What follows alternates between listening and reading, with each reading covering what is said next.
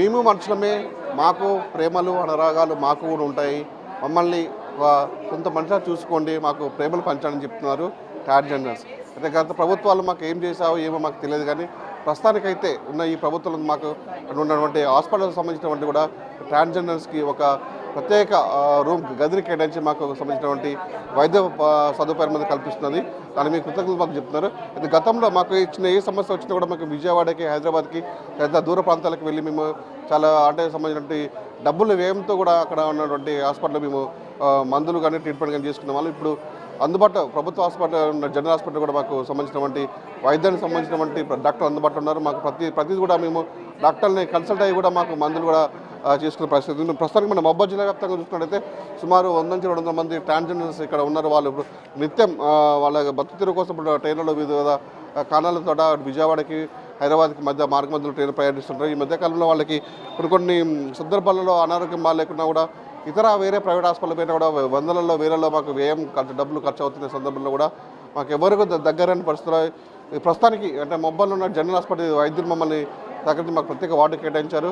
ప్రతి మంగళవారం రోజున ఉదయం నుంచి మధ్యాహ్నం వరకు మాకు ఓపీ చూస్తున్నారు. ప్రస్తుతానికి మొత్తం మాట్లాడడానికి కొంతమంది ట్రాన్స్జెండర్స్ గవర్నమెంట్ హాస్పిటల్ వచ్చి వాళ్ళు అంటే హాస్పిటల్కి ఏదైతే ఉందో వాళ్ళకి సంబంధించినటువంటి వైద్య సంబంధించినటువంటి స్లిప్స్ తీసుకొని వాళ్ళకి చూపించుకుని రెడీగా వస్తున్నారు.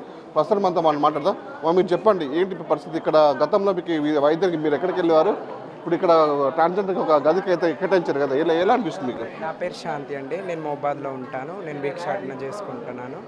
అయితే మేము అప్పుడు మాకేం ఆరోగ్యం బాగులేకపోయినా బయట ఊరికి వెళ్ళేటోళ్ళం. హైదరాబాద్ అలా, విజయవాడ, వరంగల్ అలా వెళ్ళేటోళ్ళం.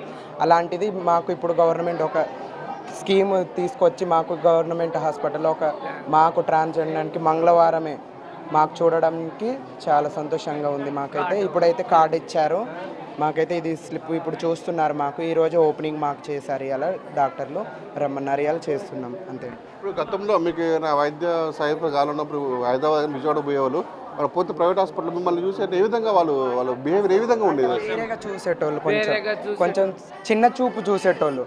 ఎక్కువ డబ్బులు తర్వాత రండమ్మా, కాసేపు ఆగండి, చూస్తున్నాం కదా మనసులోనని చిన్న చూపు చూసేటోళ్ళు. ఇప్పుడు గవర్నమెంట్ మమ్మల్ని గుర్తించి మాకు కూడా ఎన్నో పథకాలు ఇస్తున్నారు. మెల్లమెల్లగా వస్తున్నాయి. గవర్నమెంట్ మమ్మల్ని కూడా ఇది చేస్తున్నారు. కాబట్టి ఇప్పుడు మాకు గవర్నమెంట్లో ఒకటి స్కీమ్ మొదలుపెట్టారు.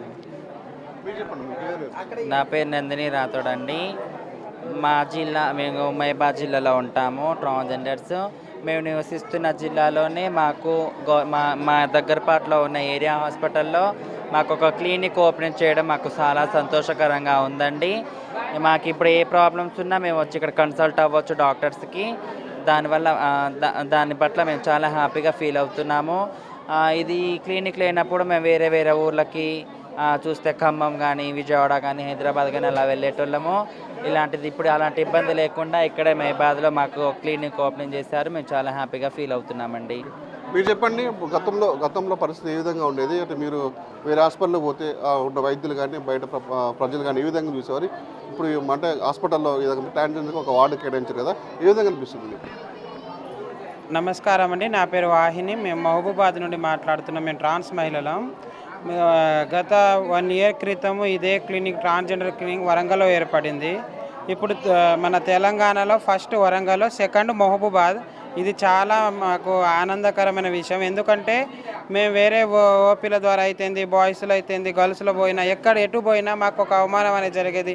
మాకు అదోలా చూసేది. వాళ్ళు ఓపీ తీసుకోవడం బంద్ చేసి మాకెళ్ళి చూసడం ఎక్కువ ఇదయ్యేది. దానివల్ల మేము చాలా బాధపడి చాలా టార్చర్ పడేటోళ్ళం.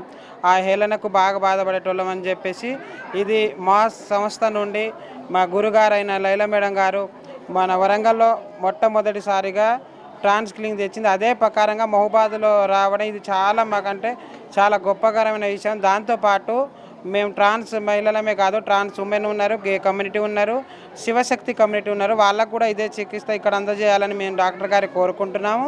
అదే విషయంలో లేజర్ ట్రీట్మెంట్ కూడా వరంగల్లో వచ్చింది. అది కూడా ఇక్కడికి రావాలని మేము కోరుకుంటున్నామండి. వైపు ప్రభుత్వం అంటే కాంగ్రెస్ ప్రభుత్వం కూడా ట్రాన్స్జెండర్స్కి బస్సులో కూడా ఫ్రీగా ప్రయాణం చేసి వసతి కల్పించింది. దాని పట్ల కూడా మీ విధంగా ఫీల్ అవుతుంది?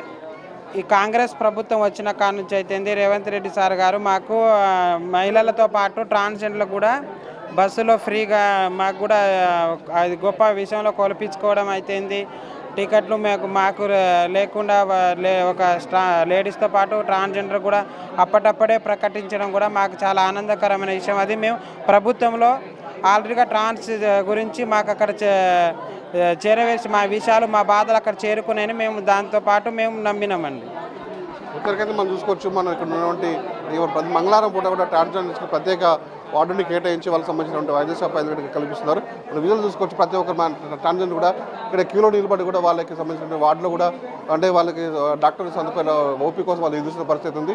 అయితే గతంలో ఏదైనా ప్రైవేట్ హాస్పిటల్కి వెళ్ళి వాళ్ళు విజయవాడ కానీ హైదరాబాద్ కానీ వెళ్ళి అక్కడ వైద్యం చేయించుకోవాలి, కొద్దిగా డబ్బులు కూడా బాగా ఖర్చు అయ్యేది, మమ్మల్ని ఒక చిన్న చూపు చూసేవాళ్ళు, కొద్దిగా అవమానానికి గురి చేసేవారు. ఇప్పుడు మాత్రం ఆ బాధ మాత్రం తొలగిపోయిందని చెప్పేసి వాళ్ళు ఆనందం వ్యక్తం చేసిన పరిస్థితి ఉంది. ఇది ఇక్కడ పరిస్థితి. వీరంతా మధ్య వ్యక్తివి మహబూబాబాద్.